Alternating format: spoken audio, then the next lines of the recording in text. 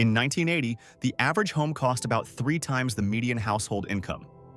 Today, it's nearly 8 times. And if you think you're just not working hard enough or saving smart enough, stop, because the game has fundamentally changed. And in the next few minutes, I'm going to show you exactly where your would-be home equity is actually going. Let's start with the brutal math.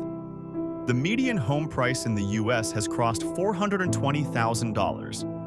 Meanwhile, median household income sits around $80,000. That means even a 20% down payment, the old gold standard, requires $84,000 in cash.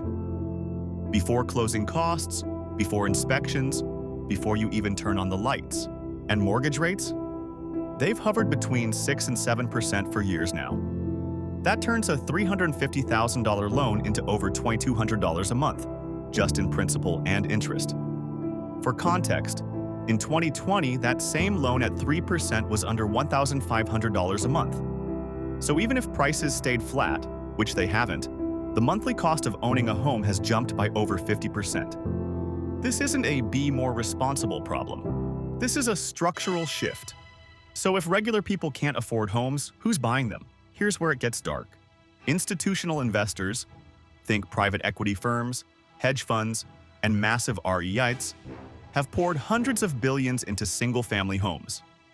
Companies like Invitation Homes and American Homes own hundreds of thousands of properties each.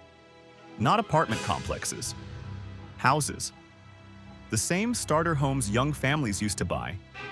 They're not flipping them, they're holding them, renting them back to the same people who can't afford to buy. And because they buy in cash, at scale, they outbid you before you even schedule a showing. In some Sunbelt markets, institutional buyers have accounted for over 25% of home purchases. The result? Fewer homes for sale, higher prices, and a permanent renter class paying someone else's mortgage while building zero equity of their own. This is the wealth transfer. Every rent check you write is equity flowing upward, from working people to shareholders and asset managers. And here's why this matters beyond just, I can't buy a house. Homeownership has historically been the single biggest wealth-building tool for the middle class. It's how your parents, or their parents, built net worth, paid for college, retired with something to pass down. When you rent forever, that wealth-building mechanism disappears. Studies show the median homeowner's net worth is roughly 40 times that of a renter. 40 times. That's not because renters are bad with money, it's because they're locked out of the asset. Now multiply that across an entire generation. Millennials are on track to be the first generation in modern American history with less wealth than their parents at the same age.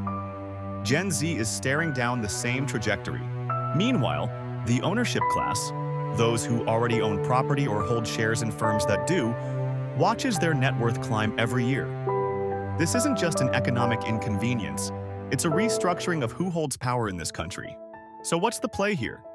Some cities are starting to push back, limiting institutional purchases, offering first-time buyer incentives, zoning for more housing supply. Whether that's enough remains to be seen. On a personal level, you need to understand the game you're playing. That might mean exploring alternative markets, house hacking, or accepting that renting and investing the difference is a valid strategy if ownership isn't accessible.